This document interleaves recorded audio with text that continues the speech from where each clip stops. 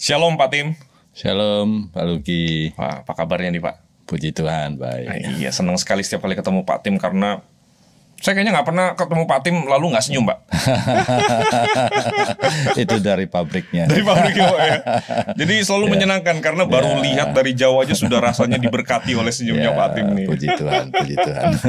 Ya, thank you Pak Tim untuk kesediaannya mampir lagi di Ngopi Bareng. Thank you juga. Dan selama ini dalam pengalaman saya setidaknya kalau ngajakin Pak Tim ngopi itu tidak pernah gagal, selalu berhasil. Yes. Ngopi beneran ya. Ngopi beneran kan Pak, sekaligus ada sambilannya yang bermanfaat bagi pertumbuhan iman kita Pak. Puji Tuhan, puji Tuhan. Iya. Lagian kan yang bikin saya jadi pecandu kopi sekarang Pak Tim gitu, Pak.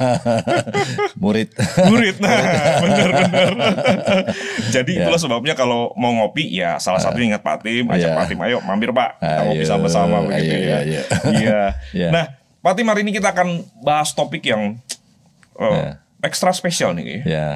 Sesuatu yang apa ya, mungkin seringkali dianggap tidak masuk akal. Jadi kira-kira bagaimana nanti kita bahas ini Pak?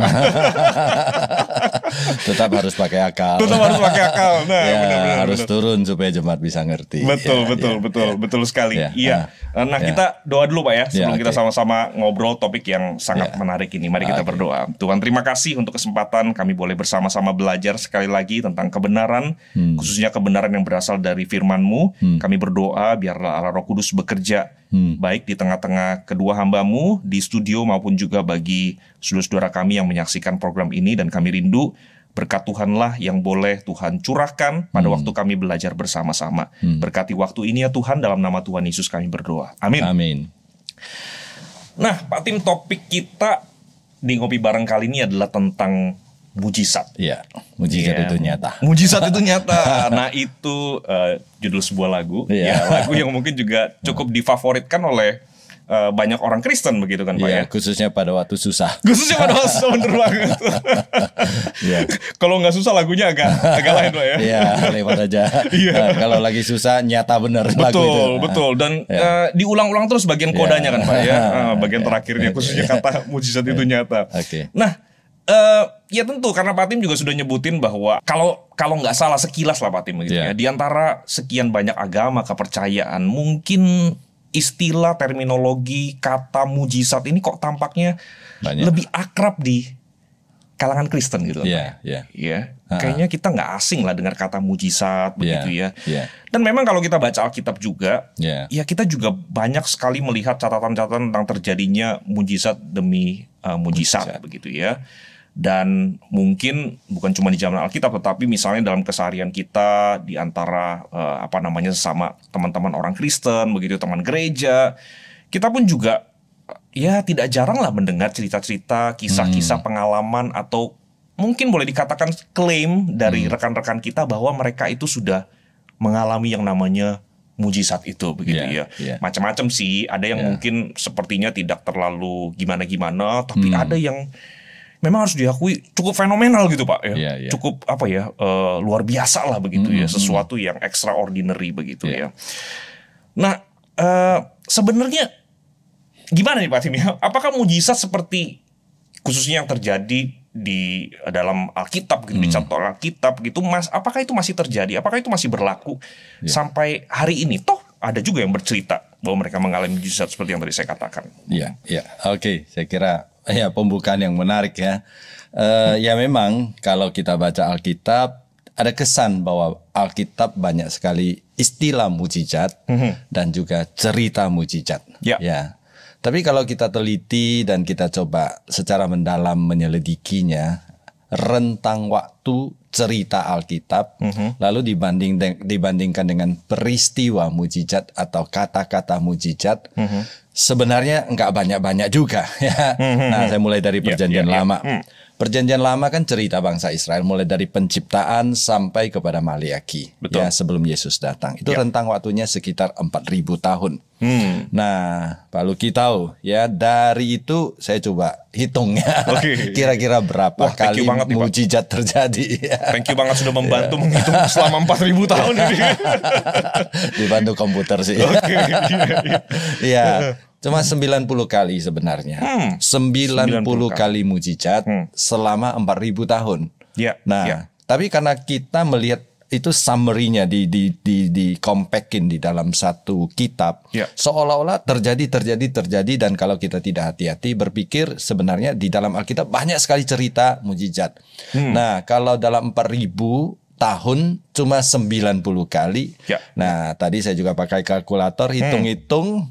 Sebenarnya dirata-ratakan satu kali mujizat itu 45 tahun sebenarnya. Enggak banyak-banyak juga. Iya, lama juga ya Pak, 45 tahun ya. Baru ada mujizat. Tapi kalau dirata-ratakan tapi kalau cerita Alkitab kan ada masa banyak mujizat, ada masa tidak ada mujizat sama sekali, ada mujizat lagi dan sebagainya. Tapi kalau dirata-ratakan Nah, sebenarnya di dalam Alkitab memang banyak cerita mujizat, dan kalau kita tidak baca hati-hati terkesan seolah-olah banyak sekali pelaku mujizat di dalam Alkitab. Tapi kalau kita teliti sebenarnya di Perjanjian Lama cuma 3 tokoh besar yang paling banyak melakukan mujizat. Yang pertama adalah Musa, yang kedua adalah Elia, yang ketiga adalah Elisa. Nah, kemudian ada beberapa pemimpin-pemimpin lain, hakim-hakim, raja-raja dan sebagainya, nabi-nabi lain ada melakukan mujizat sesekali. Tapi yang paling banyak cuma 3 orang itu.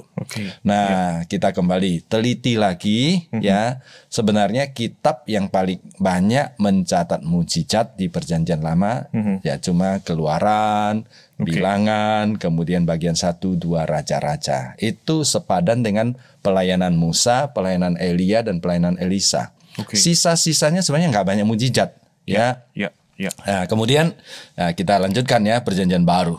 Perjanjian Baru ada berapa kali catat mujizat? Sekitar 70 kali seluruh Perjanjian Baru.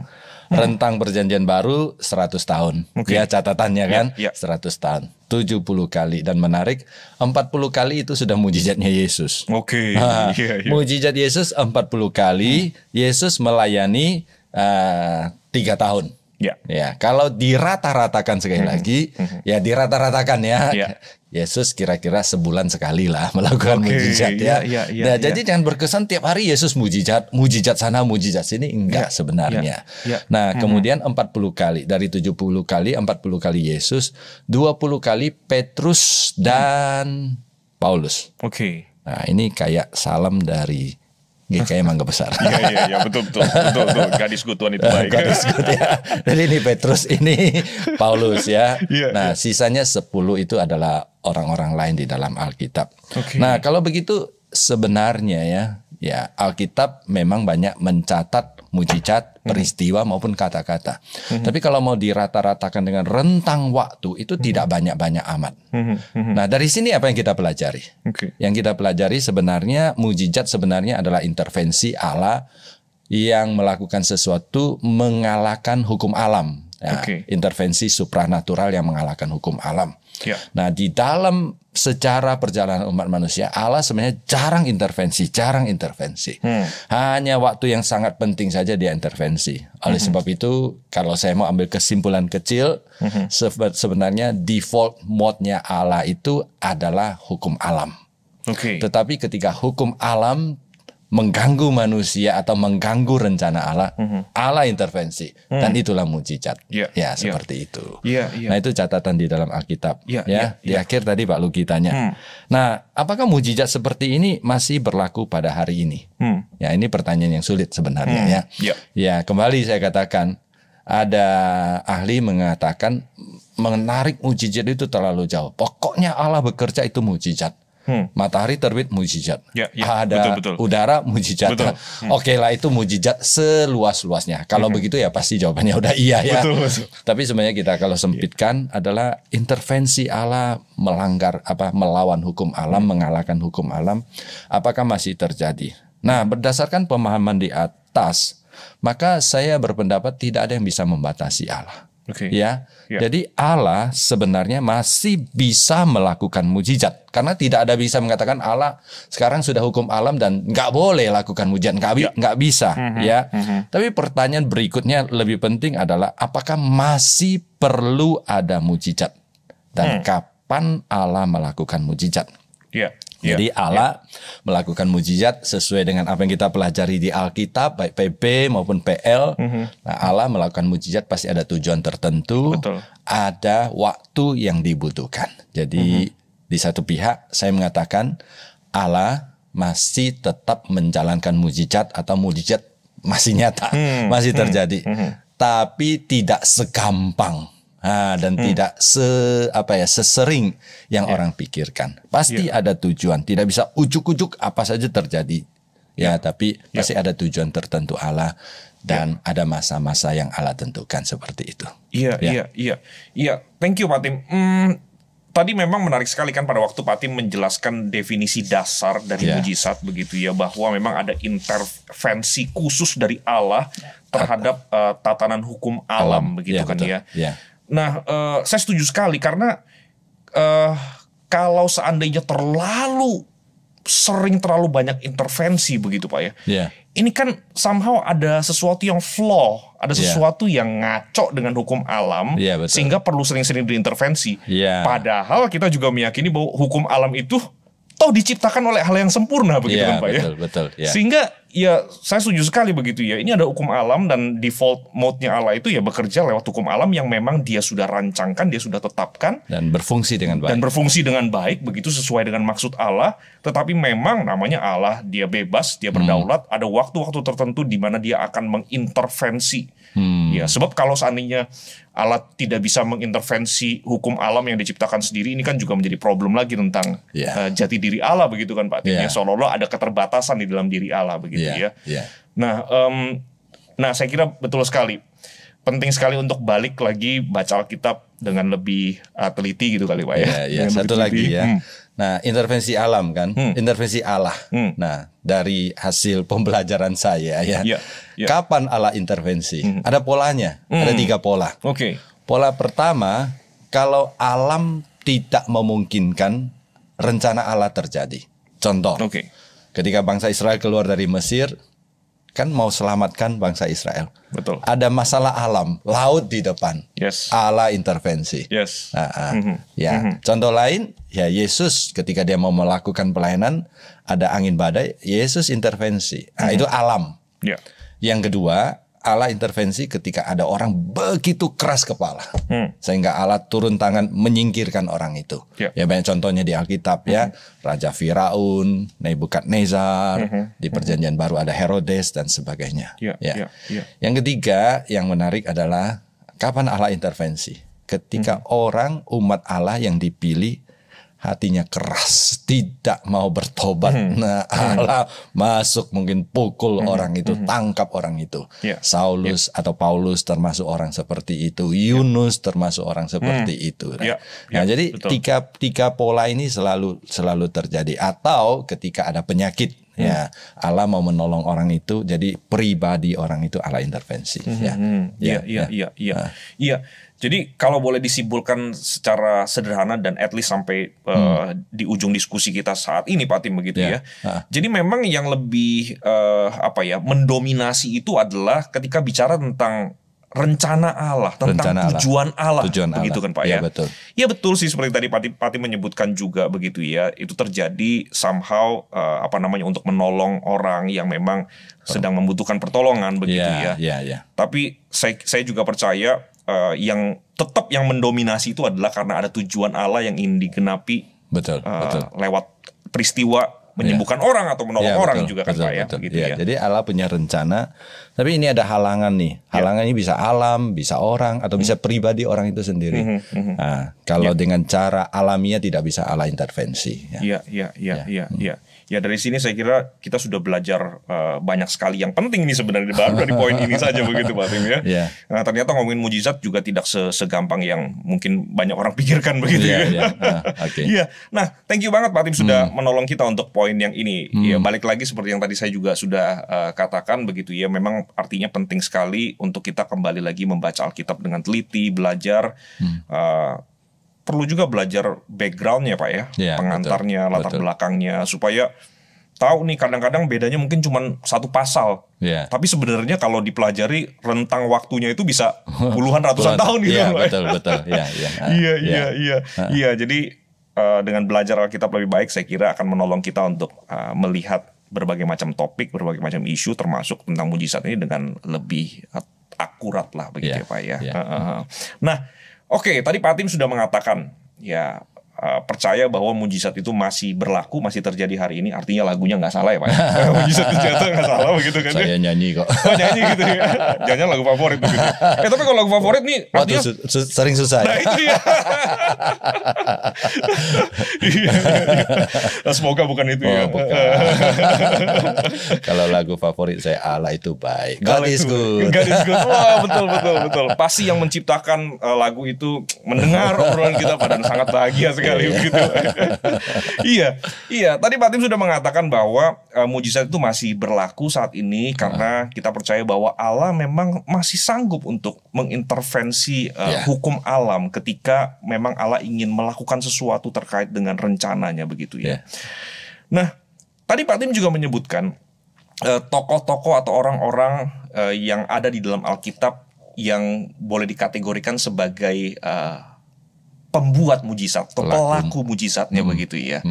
Nah, apakah orang-orang seperti ini memang juga masih ada? Kalau mujizat itu masih berlaku, apakah artinya satu paket orang-orang yang kemudian masuk kategori pelaku mujizat, orang-orang yang memang konon katanya punya karunia khusus untuk melakukan mujizat, entahkah itu menyembuhkan atau misalnya bernubuat dan lain sebagainya. Apakah memang masih ada orang-orang seperti itu, Pak? Orang-orang seperti itu ya. Memang ya, kalau kadang-kadang kita ketemu orang, dia mengatakan, ya saya punya karunia ini, ya, seolah-olah itu sudah jadi dalam tanda kutip spesialisasinya. Betul sekali. Ada orang spesialisasinya bernubuat, ada orang spesialisasinya menyembuhkan dan sebagainya. Betul. Ya memang Alkitab mengajarkan kita lahir baru karena Roh Kudus melahirbarukan kita. Dan sejak kita lahir baru, Roh Kudus menetap ya secara permanen di dalam hati kita. Betul. Dan Roh Kudus adalah roh pemberi karunia, karisma. Karunia untuk melakukan sesuatu ya. Jadi setiap orang percaya pasti punya satu atau lebih karunia. Nah, seperti apa karunia itu? Nah, yang menarik kita buka 1 Korintus. Saya bacakan ya, 1 Korintus pasal 12 ayat 7 sampai 11. Nah di sini Rasul Paulus memberikan beberapa contoh karisma, karunia Roh Kudus kepada orang percaya ya. Saya bacakan, dan ini karena saya bacakan bagian ini karena ada hubungan dengan topik kita hari ini. 1 Korintus 12 ayat 7 sampai 11. Kepada tiap-tiap orang dikaruniakan penyataan roh untuk kepentingan bersama. Sebab kepada yang seorang roh memberi kata-kata hikmat, dan kepada yang lain roh yang sama memberi karunia berkata-kata dengan pengetahuan. Kepada yang seorang roh yang sama memberikan iman, kepada yang lain ia memberikan karunia untuk menyembuhkan. Ya, kepada yang seorang roh memberi kuasa untuk mengadakan mujizat, dan kepada yang lain ia memberikan karunia untuk bernubuat. Dan kepada yang lain ia memberikan karunia untuk membedakan bermacam-macam roh. Kepada yang seorang ia memberikan karunia untuk berbicara dengan bahasa lidah. Kepada yang lain ia memberikan karunia untuk menafsirkan bahasa lidah itu.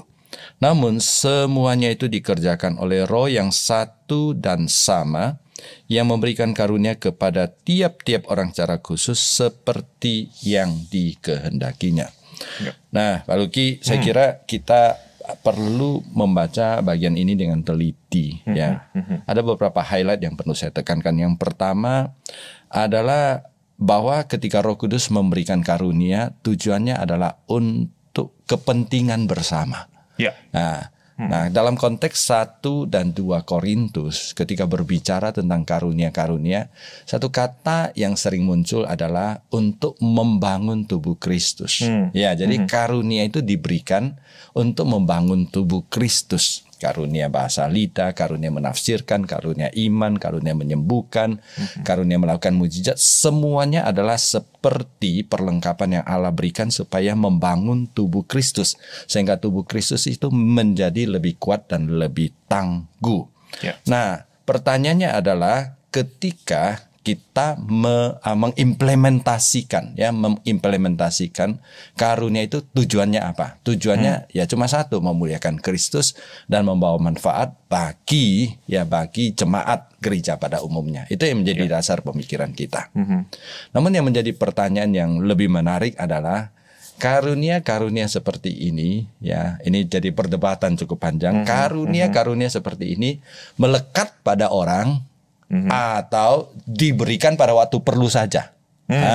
Jadi ini pertanyaan yang sangat menarik ya. Itu kalau melekat pada seseorang artinya anytime, anywhere dia mau lakukan sesuatu, dia bisa sembuhkan orang. Dia bisa lakukan mujizat. Anytime, anywhere dia bisa berbahasa lidah dan dia bisa terjemahkan. Termasuk kalau dia mau kembali atau jemaat mau kembali kepada pengajaran di Markus misalnya. Tanda-tanda ini akan menyertai orang-orang percaya, termasuk berbahasa lidah, termasuk menginjak kalajengking, ular, termasuk yang paling ditakuti minum racun tidak mati. Nah, apakah ini melekat atau diberikan pada saat waktu diperlukan? Nah, dalam pandangan saya berdasarkan contoh-contoh Alkitab, saya menyimpulkan bahwa karunia-karunia ini seperti ini untuk membangun tubuh Kristus adalah tidak melekat, tapi diberikan pada waktu dibutuhkan. Jadi gereja ini seperti ada loophole di sini, ada satu kebutuhan di sini. Nah, Tuhan akan bangkitkan orang untuk menutup ini. Dan setelah ini ditutup, nah tidak selamanya orang ini akan memiliki karunia seperti itu. Nah, jadi contohnya adalah Paulus dan Petrus. Ya, di dalam Alkitab Perjanjian Baru, dua tokoh ya selain Yesus yang paling banyak melakukan mujizat ya Petrus dan Paulus. Apakah mereka punya karunia menyembuhkan? Nah, apakah karunia menyembuhkan itu melekat pada dia? Kalau melekat pada dia, maka kemana-mana dia tinggal sembuh. Enggak. Nah, ketika cerita Alkitab di Kisah Para Rasul, momen-momen tertentu saja, ketika butuh karunia itu, Roh Kudus datang dan katakan sembuhkan. Yang sembuhkan bukan mereka, sebenarnya Allah yang sembuhkan seperti itu. Jadi saya tetap jawab, ada orang seperti itu, tapi tidak boleh ditafsirkan karunia-karunia itu melekat. Sehingga melekat itu anytime, anywhere dia bisa. Saya kira Yesus sendiri dia Allah. Yesus adalah Allah dan Yesus sebenarnya adalah Allah yang melakukan mujizat. Kalau Yesus anytime, anywhere dia bisa lakukan karena dia Allah. Tapi Yesus ketika dia melakukan mujizat dia juga pilih-pilih. Perlu nggak? Perlu nggak? Kalau nggak perlu ya dia nggak. Anytime dia bisa jadikan batu menjadi roti. Nah, ketika dia berada di depan 5.000 orang, Yesus bisa melakukan mujizat yang lebih spektakuler. Jadi batu jadi semua roti, tapi Yesus enggak. Jadi banyak hal seperti itu. Nah, kalau pinjam istilah Pak Tim tadi, apakah dengan demikian artinya sebenarnya tidak ada spesialis di sini? Iya, betul. Tidak ada spesialis. Jadi dalam pengalaman pelayanan pribadi saya. Saya pernah ke daerah di mana tempat itu nggak ada dokter. Tempat itu nggak ada dokter dan orang itu sangat terpencil di daerah Sumatera Selatan. Suku Baduy, suku anak dalam. Suku anak dalam. Nah, satu waktu saya bangun pagi-pagi karena mission trip ke sana, bangun pagi-pagi. Nah, pada waktu itu seorang ibu bawa bayinya. Minta, Pak Pendeta, anak saya ini lagi sakit. Dan sekarang lagi musim sakit batuk sampai meninggal. Pak Pendeta tolong doakan. Saya bukan dokter, saya nggak bawa obat. Saya tumpang tangan, saya doakan. Doa saya jelas, saya masih ingat meskipun sudah 20-30 tahun yang lalu. Tuhan, di sini tidak ada dokter, di sini tidak ada obat, tapi tidak ada yang mustahil bagi Tuhan. Saya minta Tuhan sembuhkan. Habis itu dia bawa pulang. Besoknya ibunya datang sendirian. Saya tak diktuk. Jangan dia bilang, Pak, anak saya udah meninggal. Ternyata dia bilang, Pak Pendeta, terima kasih. Kemarin doa anak saya sudah sembuh. Saya berpikir saya waktu itu dikasih karunia untuk mendoakan orang dan dengan doa saya orang itu sembuh. Tapi saya tidak buka praktek dalam tanda kutip Ini buktinya saya udah sembuhkan orang ini. Ayo datang. Enggak, saya tidak merasa itu melekat pada saya. Tapi saya percaya ada Roh Kudus di dalam hati saya. Anytime saya butuh karunia apa dan kalau itu perlu Roh Kudus akan berikan kepada saya. nggak tergoda waktu itu Pak Tim untuk kemudian seperti istilah Pak Tim tadi buka praktek. Ya well, karena sebenarnya kan kalau ngomong 20-30 tahun yang lalu sebenarnya sudah banyak orang yang membuat klaim seperti itu kan Pak, bahwa ya sebut saja memang saya diberi karunia untuk menyembuhkan sehingga kemudian ya somehow jadi spesialis dan kemudian ya kalau apa namanya saya doakan ya sembuh begitu Pak. Nggak tergoda Pak. Tapi dalam praktek sih kadang-kadang ada orang memang dikasih kecondongan untuk mengejar karunia tertentu. Ya ada orang seperti itu. Nah tapi saya tidak mengatakan itu melekat pada dia. Jadi orang yang punya, kalau melekat itu artinya setiap kali dia doakan orang pasti sembuh. Tapi kenyataannya banyak orang mengklaim punya karunia menyembuhkan, doa nggak sembuh-sembuh.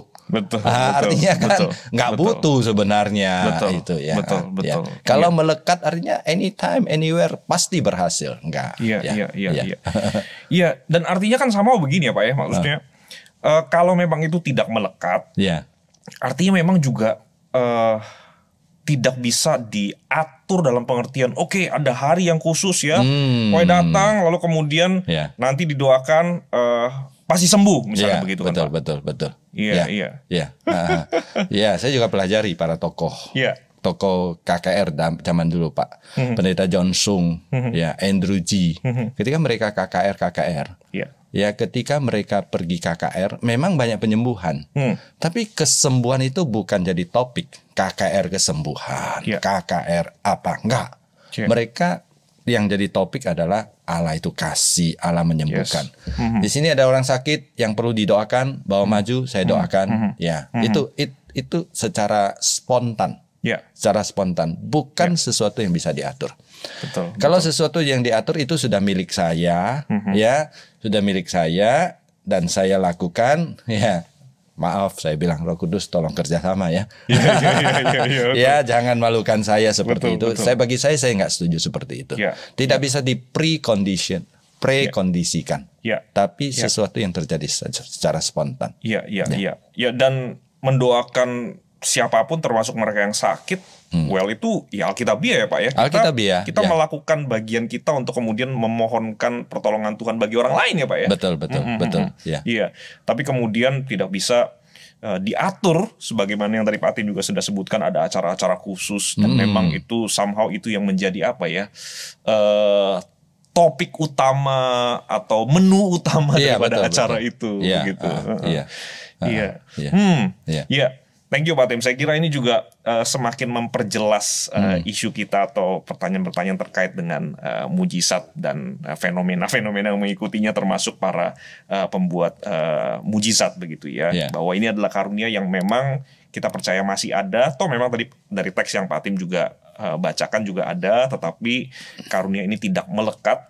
Ya artinya memang di waktu tertentu dalam kedaulatan Tuhan, dalam rencana Tuhan, ya Tuhan bisa saja kemudian memberikan karunia itu kepada orang yang Dia percayakan, begitu Pak ya. Orang percaya ada di sana dan Tuhan bisa pakai siapa saja untuk melakukan apapun juga. Gitu. Betul. Jadi sebenarnya ini selipan sedikit Pak Tim. Artinya begini kan Pak ya, baik juga untuk setiap orang Kristen mengingat bahwa tidak selalu berpikir begini loh, wah kalau saya yang doain, saya kan bukan pendeta nih Pak, kayaknya kurang manjur nih. Mesti Pak Tim yang doain begitu ya, apalagi ada pengalaman tadi begitu kan ya, lebih manjur pendeta lagi begitu. Apalagi ketua sinode. Nah misalnya begitu. Lalu kemudian Pak Tim kan doanya bisa Indonesia bisa, Inggris bisa, Mandarin bisa, Teochew bisa, kayak bisa apa lagi Pak? Pasti lebih manjur gitu kan Pak. Harusnya tidak demikian kan Pak? Tidak demikian. Jadi ya itu kita harus apa ya, menghilangkan pandangan yang tidak sehat dari jemaat. Seolah-olah doa pendeta lebih manjur dan lebih sakti. Sebenarnya ya sama saja. Apalagi ya kita belajar Roh Kudus sudah tinggal di dalam semua orang percaya. Roh Kudus di hati pendeta dan Roh Kudus di hati jemaat juga sama. Jadi nggak usah mendewa-dewakan pendeta. Iya. Oke, Pak Tim. Ya, thank you banget. Meskipun ini selipan, tapi saya kira ini selipan yang penting begitu ya. Betul. Iya. Tapi gini, Pak Tim. Selipan tambahan lagi. Ini suka banyak selipan-selipan gitu ya. Kalau karunia misalnya mendoakan orang lalu menyembuhkan itu tidak melekat. Memang Pak Tim tadi mengatakan harusnya itu tidak bisa ada spesialis begitu ya.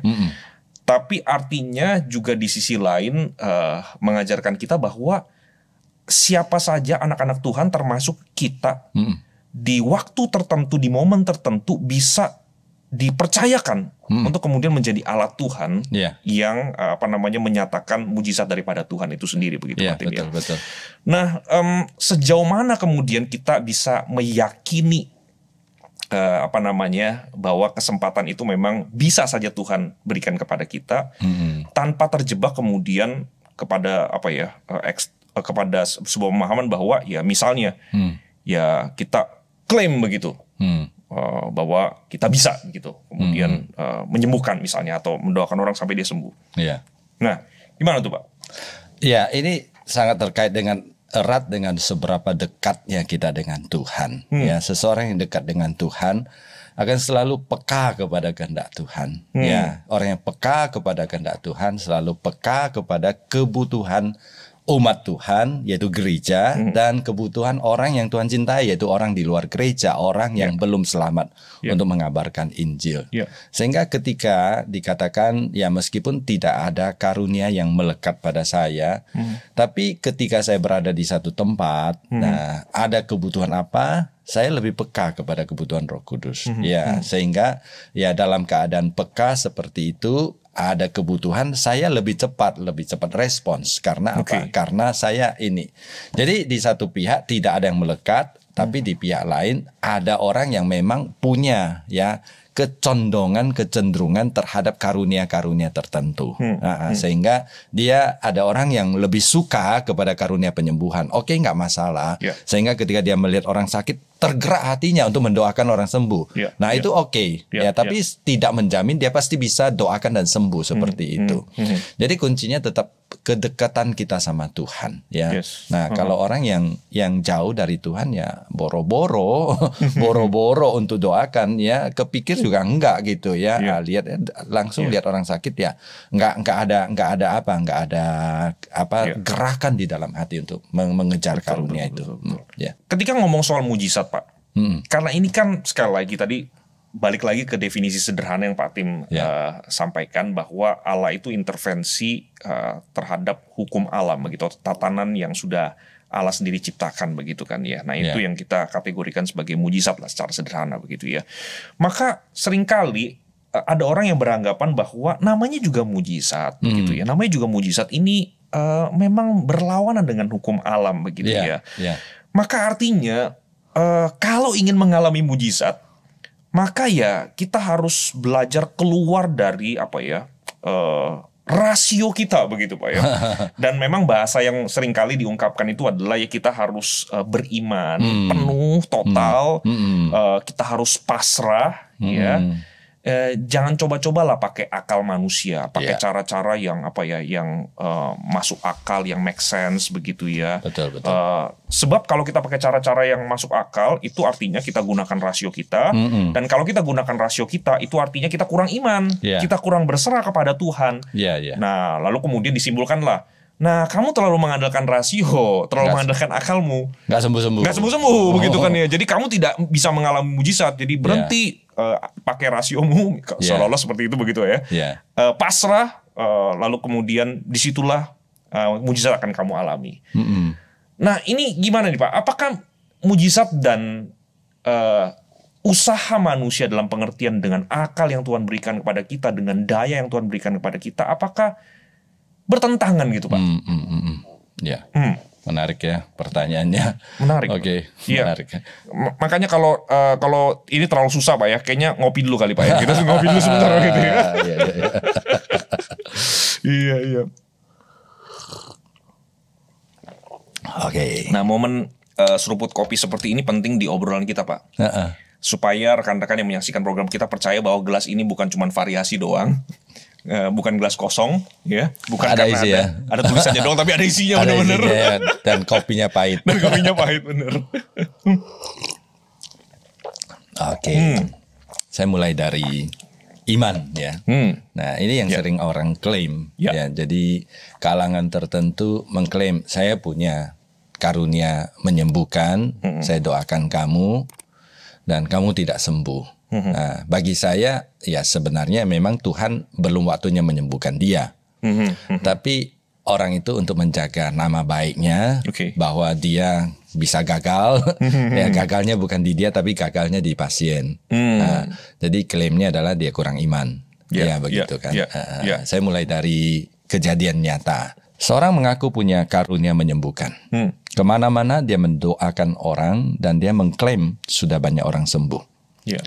Tapi ada anggota keluarganya sakit dan dia doakan tidak sembuh-sembuh. Ketika ditanya kenapa tidak sembuh, ya gampang. Saya kira Pak Luki tahu jawabannya. Orang itu imannya belum sampai kepada kesembuhannya. Imannya belum cukup mencapai kesembuhan. Bagi saya ini sangat kejam. Kejam dalam pengertian yang pertama dia membela diri. Yang kedua dia menjatuhkan orang yang sakit. Sudah sakit dia punya harapan besar didoakan supaya sembuh. Sudah tidak disembuhkan dituduh lagi kamu belum punya iman. Kejam banget orang seperti itu. Jadi ini klaim-klaim yang sebenarnya tidak masuk akal dan tidak alkitabiah. Saya kembali mempelajari Alkitabnya. Ketika di dalam Alkitab ada fenomena yang menarik. Ya, di mana posisi iman dalam mujizat yang terjadi di dalam kehidupan umat manusia. Nah, saya temukan tidak ada pola. Jadi ada cerita di mana orang sama sekali tidak beriman, tapi disembuhkan Tuhan, bahkan dibangkitkan oleh Tuhan. Nah, orang mati gimana dia bisa punya iman lalu bangkit kan? Nah, contoh orang yang sama sekali tidak beriman tapi disembuhkan oleh Yesus adalah orang gila di Gerasa. Ya itu jelas tidak beriman, tapi Yesus datang, Yesus sembuhkan. Jadi kalau namanya iman itu adalah prasyarat untuk kesembuhan dan mujizat, itu tidak berlaku sebenarnya. Jadi udah tidak benar. Nah, contoh lain ada 10 orang kusta disembuhkan, yang beriman cuma 1, 9 sudah pergi seperti itu. Nah itu satu pola. Pola yang kedua adalah orang beriman dulu. Ya banyak orang contoh beriman ya. Contohnya perempuan yang sakit pendarahan 12 tahun, dia beriman asal saya sentuh saja saya sembuh. Dan banyak sekali cerita-cerita lain. Nah, dari dua cerita ini maka saya menyebutkan ya bahwa sebenarnya ketika Allah mau intervensi, Allah tidak melihat iman atau tidak beriman. Ya, Allah ingin mencapai tujuannya, manusia hanya jadi alat. Jadi mujizat itu bukan tujuan akhir. Mujizat itu adalah alat ya untuk mencapai satu keinginan Allah, kehendak Allah yang lebih besar sebenarnya. Nah, jadi kalau orang mengatakan iman itu adalah kendaraan untuk menyembuhkan, jadi mujizat itu sudah tujuan akhir. Bagi saya bukan. Mujizat itu selalu jadi kendaraan bagi Allah untuk mencapai sesuatu tujuan yang lebih besar.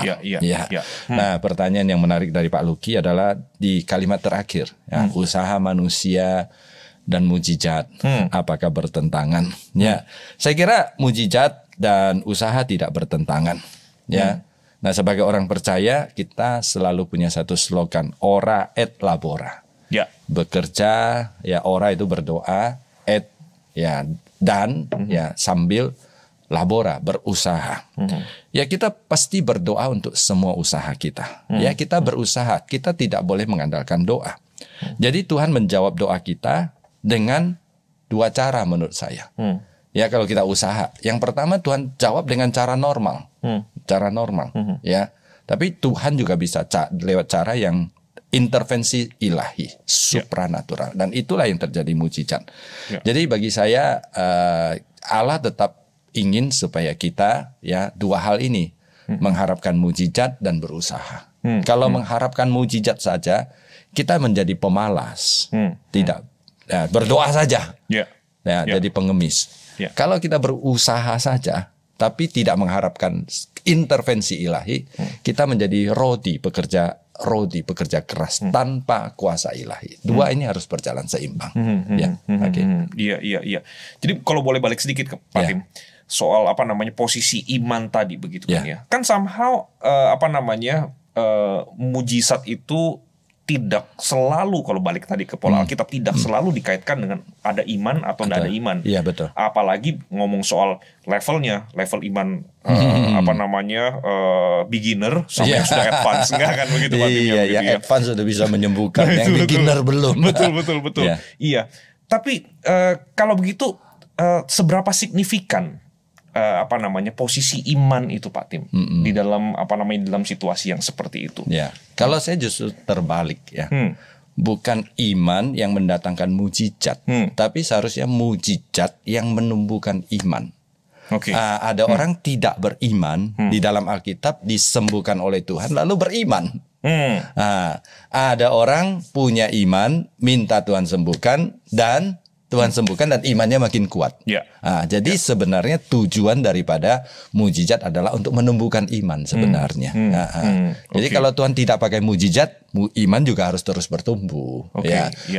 Dalam kondisi yang sangat khusus, Allah izinkan mujizat supaya iman kita bertumbuh. Jadi itu relasinya. Jadi bukan iman yang menyebabkan adanya mujizat, tapi justru sebaliknya. Ada mujizat membuat iman bertumbuh. Iya. Saya kira ini jelas.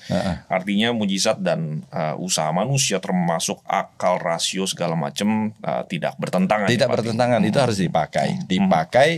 Tergantung, kan mujizat dari Allah. Allah tergantung sampai di mana usaha kita. Kalau Allah lihat ini secara default ya secara alamiah ya Allah tidak perlu intervensi. Tapi kalau dalam hal-hal tertentu kita terus berserah dan Allah intervensi, ya itu namanya mujizat. Iya, betul sekali. Iya. Nah, di tengah banyaknya fenomena atau cerita-cerita pengalaman orang yang mengalami mujizat, konon begitu ya Pak Tim, begitu ya. Tapi kita juga sama-sama tahu seperti yang tadi Pak Tim katakan begitu kan ya. Ada juga cerita-cerita dari orang yang kemudian ternyata tidak mengalaminya. Atau somehow mungkin mengalami semoga istilah saya tepat begitu ya, mengalami sensasinya begitu ya, bahwa seolah-olah sudah terjadi, sudah dia alami, tapi ternyata kemudian setelah lewat sejangka waktu atau bahkan dalam waktu yang sangat singkat sekali ternyata enggak, itu mungkin semacam kayak psychological effect saja begitu kan Pak Tim ya, begitu ya. Nah, artinya dengan kata lain, saya kira tidak berlebihan kalau kemudian kita menyimpulkan bahwa kayaknya kok memang ada mujizat yang asli begitu ya, yang sejati, yang berasal dari Allah, yang sekali lagi kalau balik terus ke poin utama Pak Tim tadi adalah memang intervensi Allah untuk menggenapi rencananya begitu. Ini kan masuk yang asli gitu yang sejati begitu ya. Tapi juga mungkin ada, sebut saja mujizat yang mungkin palsu begitu Pak ya. Sepertinya mungkin juga fenomena, sepertinya mungkin juga extraordinary, sepertinya juga mungkin boleh dikategorikan supranatural, ya, tidak alamiah begitu ya. Tapi bisa saja mungkin ini ya tidak berasal dari Allah begitu Pak ya. Nah, sebagai orang Kristen, bagaimana sih kita itu bisa mengenali mana mujizat yang berasal dari Allah yang sejati, mana yang palsu begitu Pak? Sangat menarik dan sangat kontekstual ya. Ini yang terjadi banyak ya. Sebenarnya Yesus juga sudah mengingatkan kita ya. Kita baca satu ayat dalam Matius 24 ayat 24. Nah, ini sudah terjadi. Ini peringatan dari Yesus Kristus. Matius 24 ayat 24. Ya, Yesus berkata, ya, demikian firman Tuhan ya, Matius 24 ayat 24. Sebab Mesias palsu dan nabi-nabi palsu akan muncul dan mengadakan tanda-tanda yang dahsyat dan mukjizat-mukjizat, sehingga sekiranya mungkin mereka menyesatkan orang-orang pilihan juga. Ya, jadi Yesus sendiri mengakui akhir zaman.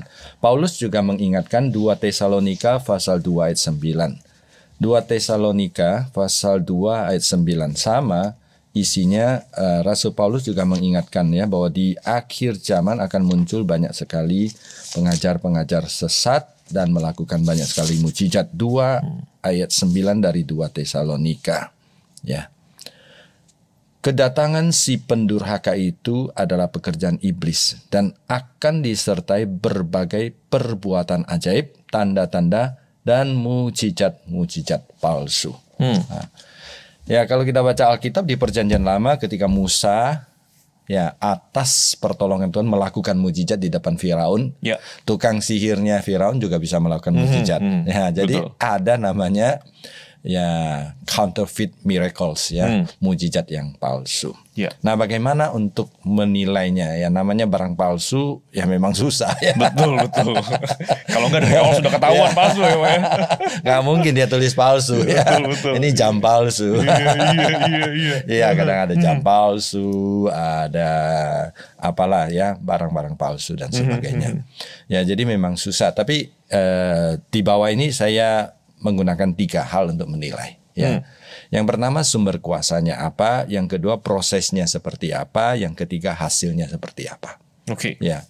Nah, sumber kuasa dari orang yang melakukan mujizat itu ya jelas dari Allah. Nah, jelas dari Allah. Ya, beberapa waktu yang lalu di Indonesia satu istilah yang sering kita dengar, track record. Jadi track record dari orang yang melakukan mujizat itu penting. Jadi bukan saat dia melakukan mujizat saja, tapi bagaimana kehidupannya. Di balik daripada performance-nya di depan umum itu saleh tidak, cinta Tuhan tidak, keuangannya oke atau tidak, keluarganya oke atau tidak. Jadi saya percaya orang-orang seperti itu ya, kalau kehidupannya tidak benar ya tidak mungkin Allah akan memakai dia untuk melakukan mujizat.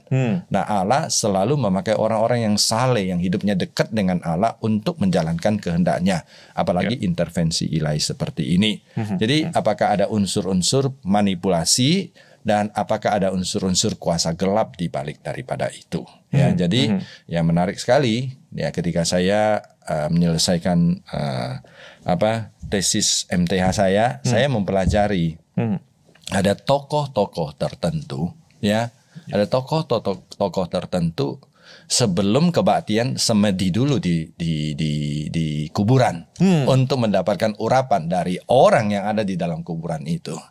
Iya, kalau mau tahu siapa orangnya ya undang saya berikutnya. Oh gitu ya. Bener ya. Guyon aja ya. Ini sudah muncul, Pak. Jadi artinya jejak digitalnya tidak bisa dihapus lagi, Pak Tim. Thank you banget, Pak Tim.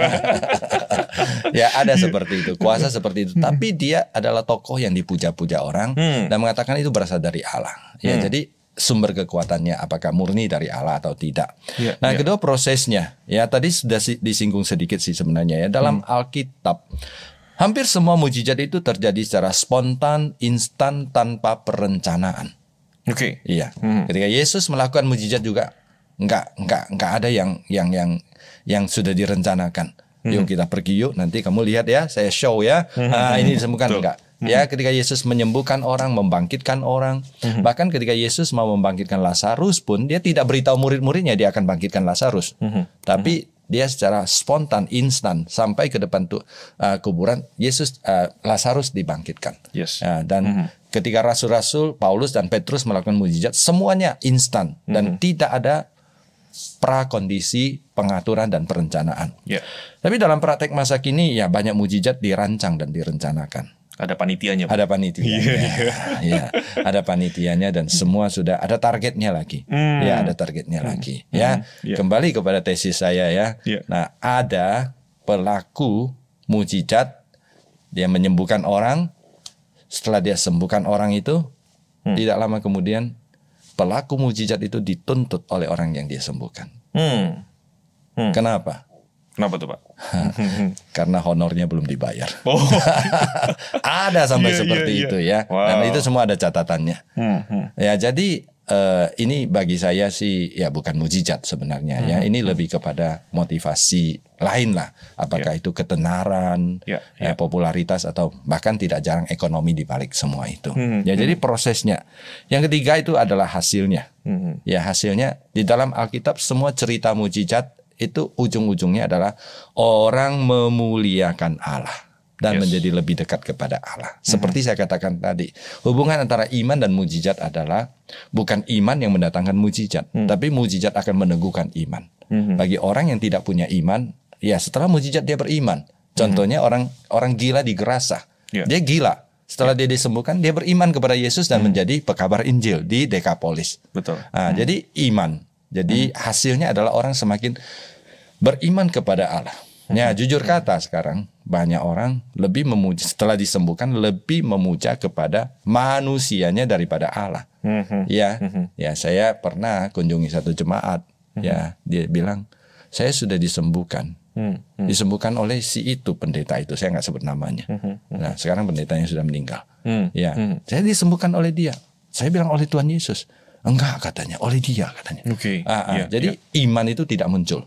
Jadi kemudian orang yang menerima mujizat umumnya, orang yang menerima mujizat itu umumnya mengalami transformasi kehidupan dan semakin cinta kepada Tuhan.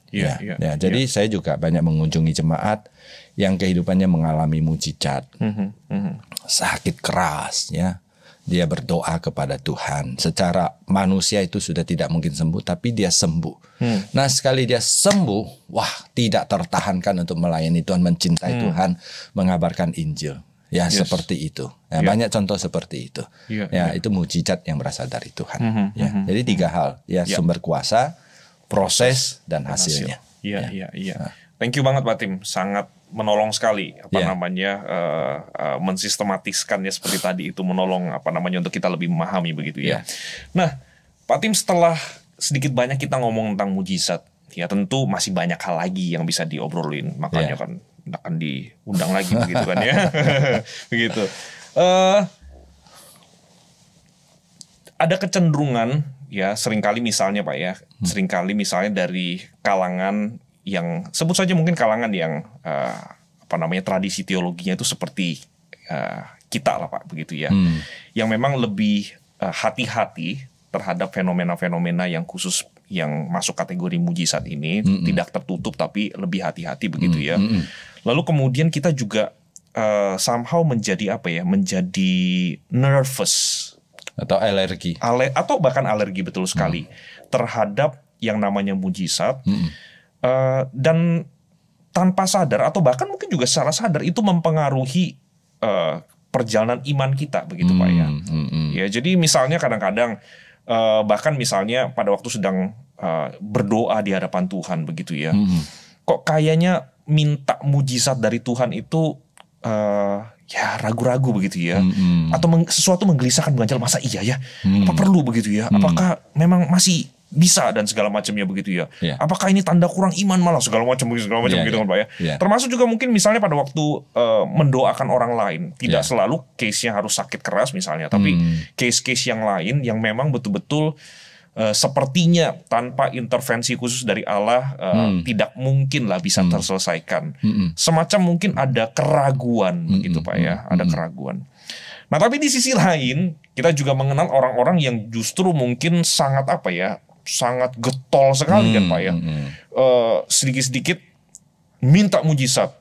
Sedikit-sedikit pokoknya harus ada mujizat, karena Allah itu Allah pembuat mujizat, dan orang percaya itu diberikan berkat untuk selalu mengalami mujizat dari Allah begitu kan Pak ya. Nah, sebenarnya jadi bagaimana Pak Tim ya? Apakah sebagai orang Kristen kita itu masih perlu mengharapkan bahkan mendoakan mujizat dari Tuhan itu terjadi, kita alami begitu ya. Tapi sampai di titik mana begitu? Supaya dengan pemahaman yang sehat, teologi yang sehat, dan juga tentu saja saya kira itu akan mempengaruhi perjalanan iman kita, ya, perjalanan iman yang sehat juga begitu. Ya, pertanyaan yang sangat praktis ya. Memang di dalam kehidupan orang percaya kita menemukan ada 2 ekstrim yang tadi sudah disebut Pak Luki, yang satu underclaim, yang satu overclaim. Ya, itu istilah yang sangat tepat sekali. Ya, underclaim ya udahlah, nggak usah ganggu Tuhan. Yang overclaim apa-apa Tuhan, seperti ya. Saya kira tujuan kita adalah, tugas kita adalah menjaga keseimbangan iman kita. Ya, kita percaya Tuhan bisa melakukan mujizat. Jadi kalau kita mengharapkan mujizat, ya sah-sah saja, dan seharusnya kita juga boleh mengharapkan mujizat kalau mengalami kesulitan, ya. Tidak salah, tidak salah, boleh. Nah, tapi ketika kita mengharapkan mujizat, berdoa, kembali saya katakan kita juga harus berusaha, jangan malas ya. Contoh yang paling konkret, tidak hanya dalam kesehatan, misalnya dalam keuangan. Tiba-tiba kita mengalami kesulitan keuangan. Ya, mujizat bisa terjadi kan, mujizat bisa terjadi. Tapi kita tidak boleh berdoa Tuhan turunkan mujizat sehingga angka saya di bank yang 0 bisa menjadi banyak angkanya. Ya nggak bisa, banyak angkanya 0 terus nggak ya. Di depan ada angkanya itu ya, nggak bisa. Kita tetap harus berusaha dan mujizat Tuhan itu bisa datang dalam berbagai bentuk. Misalnya ya tiba-tiba, bukan tiba-tiba sih Tuhan atur, ada orang kasih pekerjaan kepada kita, ada proyek kepada kita, itu campur tangan dari Tuhan. Nah, kita tetap juga harus aktif mencari, menawarkan ke expertise-nya kita, ke kehebatannya kita atau ke spesialisasinya kita seperti itu, usaha ya. Contoh lain yang agak ekstrim juga, kadang-kadang ada orang Kristen yang ekstrim seperti ini. Sakit nggak boleh berobat. Kalau berobat kamu tidak beriman. Betul. Ya. Nanti nggak mengalami mujizat. Iya, doa saja gitu ya. Bagi saya obat itu mujizat kan. Ya, obat itu mujizat. Kembali kepada apa yang saya katakan di atas tadi ya. Fakta bahwa 4.000 tahun ya, 4.100 tahun, mujizat itu cuma berapa kali. Kalau dirata-ratakan di Perjanjian Lama 45 tahun sekali. Bahwa default mode-nya Tuhan itu adalah alamiah. Ya, cara Tuhan bekerja itu alamiah. Obat itu adalah default mode-nya Tuhan. Sehingga kita berobat. Tapi dalam keadaan tertentu Tuhan bisa campur tangan. Tetap berdoa dan berusaha mengharapkan mujizat. Jadi di satu pihak kita berusaha, di pihak lain kita tidak menutup pintu sehingga kita menjadi kelompok underclaim. Kita juga tidak boleh mengklaim, overclaim segala sesuatu Tuhan pasti dengarkan kita. Apalagi mengklaim kita anak Tuhan, anak raja, punya hak istimewa dan sebagainya. Itu nggak ada di dalam Alkitab ya. Jadi perlu usaha dan seperti itu. Nah, ada dua catatan lain terkait dengan mengharapkan mujizat. Nah, ketika kita mengharapkan mujizat, ya kita tidak boleh menjadikan mujizat itu sebagai standar iman kita. Kalau mujizat terjadi dia beriman, mujizat tidak terjadi dia tidak beriman, enggak. Ya, kalau dia sakit sama-sama sakit, ya anggap aja kemarin COVID, ini COVID. Ini sembuh dan kembali ke rumah di Jakarta. Ini sembuh selamanya kembali ke rumah Bapak di surga. Nah, ini kayaknya beriman, imannya hebat nih ya. Ini imannya kurang. Enggak ya. Jadi enggak ada hubungan ya. Jadi kemudian yang ketiga, ketika kita mengharapkan mujizat ya. Nah, jadi jangan jadikan mujizat itu sebagai standar kasih Allah kepada kita. Nah, kalau Allah mengabulkan, wow, puji Tuhan, Allah sangat sayang. Kalau tidak dikabulkan, apa sih Tuhan katanya sayang nggak kasih, gitu ya, nggak ada hubungan ya. Kasih Tuhan itu tidak terkait atau tidak dapat dikaitkan atau tidak diukur dengan apa yang Allah berikan kepada kita. Itu yang menjadi batas-batasnya. Tapi kalau ditanya apakah kita boleh mengharapkan mujizat, ya harus, karena kita punya Allah yang hidup. Allah melakukan mujizat, tapi jangan underclaim dan jangan overclaim seperti itu. Thank you banget Pak Tim. Sesuatu yang betul sekali, sangat praktis sekali dan sudah dijelaskan dengan saya kira sangat jelas sekali, dan saya yakin rekan-rekan kita yang menyaksikan program ini pasti mendapatkan pengetahuan yang lebih komplit ya, dan yang lebih penting tentu saja pengetahuan yang berdasar kepada kebenaran firman Tuhan begitu ya. Sekali lagi thank you Pak Tim untuk kesediaannya. Dan saya menantikan mujizat yang akan datang. Maksudnya ngomongin lagi tentang mujizat sama Pak Tim begitu ya. Ada banyak topik tentang mujizat yang pasti kita masih bisa bicarakan begitu ya Pak Tim ya. Nah, menutup obrolan kita hari ini Pak Tim, bolehkah saya minta Pak Tim untuk berdoa, sekaligus juga mungkin mendoakan rekan-rekan kita yang menyaksikan program ini. Dan saya menduga mungkin saja ada rekan-rekan yang sedang menyaksikan program ini mungkin sedang berada di dalam situasi yang secara manusia betul-betul membutuhkan intervensi Allah, membutuhkan mujizat dari Allah begitu Pak Tim ya, karena mungkin sudah di dalam situasi yang sangat buntu sekali dan mulai tawar hati, kehilangan harapan. Nah, kita sama-sama mau berdoa juga buat rekan-rekan kita yang demikian ya Pak Tim. Oke. Silakan Pak Tim. Kita berdoa ya. Bapa di surga, kami berterima kasih Engkau Bapa kami, Engkau Bapa yang baik. Kami bersyukur Engkau tidak hanya baik, tapi Engkau maha kuasa. Engkau menguasai dan mengendalikan hidup kami. Kami bersyukur ketika kami percaya kepada Yesus Kristus, kami boleh menjadi anak Allah dan Engkau menjadi Bapa kami. Saat ini Tuhan, kami berdoa bagi saudara-saudari kami yang mendengarkan acara ini. Kami bersyukur untuk saudara-saudari kami yang hidupnya baik dan lancar. Tuhan terus tolong supaya kelancaran dan kebaikan di dalam kehidupannya tidak membuat mereka terbuai lalu mengandalkan diri sendiri. Tetap percaya hidup di tangan Tuhan dan tetap bersandar kepada Tuhan. Kami secara khusus berdoa bagi sebagian pendengar yang mungkin sedang menghadapi pergumulan menghadapi penyakit berkepanjangan yang kelihatannya tidak ada kesempatan untuk sembuh, atau masalah ekonomi yang sangat-sangat berat dan dalam dan kelihatannya tidak ada jalan keluar, atau masalah keluarga, masalah relasi, dan berbagai masalah lainnya. Tuhan, ajar kami untuk percaya bahwa Engkau lebih besar daripada segala masalah yang ada, dan adalah hal yang baik kalau Engkau mengajarkan kami untuk mengharapkan intervensi ilahi, mujizat dari Tuhan terjadi di dalam kehidupan saudara-saudari kami yang sedang mengalami masalah ini. Kami percaya Tuhan, Engkau dengan kuasa-Mu, dengan kedaulatan-Mu akan turun tangan menolong kami, sehingga memberikan hikmat bijaksana kepada kami yang sedang bergumul untuk menemukan jalan keluar terbaik. Ditambah dengan intervensi ilahi, kami percaya kalau kami tidak putus harap, terus bersandar berharap kepada Tuhan, berjuang mengandalkan kekuatan dari Tuhan, pada akhirnya kami akan menemukan jalan keluar yang Engkau berikan kepada kami. Terima kasih Tuhan, kami yakin dan percaya Engkau Bapa kami, Engkau Bapa yang baik, Engkau tidak meninggalkan kami. Terima kasih Tuhan, demi nama Tuhan Yesus kami berdoa. Amin. Amin. Thank you Pak Tim. Thank you. STT Amanat Agung adalah sekolah teologi yang didirikan oleh Sinode Gereja Kristus Yesus pada tahun 1997, berlokasi di Kompleks Greenfield, Jakarta Barat. Sejak 15 tahun lalu, STT Amanat Agung menempati 2 gedung di Jalan Kedoya Raya nomor 18, Jakarta Barat. Saat ini, STT Amanat Agung adalah anggota dari Perkumpulan Sekolah-Sekolah Tinggi Teologi di Indonesia atau Perstia dan Asia Theological Association. Dalam perjalanannya, STT Amanat Agung selalu berkomitmen untuk menghasilkan lulusan-lulusan yang berkualitas untuk melayani di ladang Tuhan. Di antara begitu banyaknya kegiatan dan program di STT Amanat Agung, beberapa waktu terakhir ini kami berkonsentrasi untuk mengerjakan 3 hal secara intens.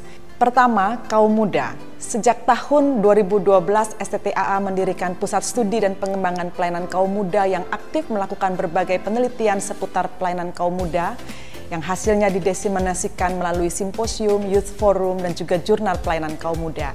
Kegiatan-kegiatan strategis meliputi Youth Leaders Conference, Christian Youth Camp, mentoring terhadap pelayanan kaum muda di gereja lokal menjadi wadah penting bagi eksplorasi pengembangan pelayanan kaum muda.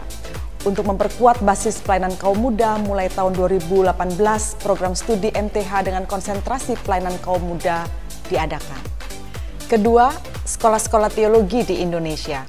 STTAA terbeban menjadi mitra bagi sekolah-sekolah teologi di Indonesia yang bergumul mendapatkan dosen-dosen berkualitas. Untuk itu, kami memberikan beasiswa penuh bagi calon dosen STT-STT lain melalui Center for Faculty Development untuk studi S2 Teologi di STTAA dan mendapatkan pengalaman belajar yang khusus dalam persiapannya menjadi seorang dosen teologi. Ketiga, Marketplace Ministry. STTAA terus berupaya menghadirkan teologi di ruang publik yang diwujudkan dengan mendedikasikan 1 program studi, yakni program studi Magister Ministry, khusus untuk memperlengkapi kaum awam yang aktif menghidupi panggilan, iman, dan pekerjaannya di marketplace. Masih ragu mendaftar ke STT Amanat Agung?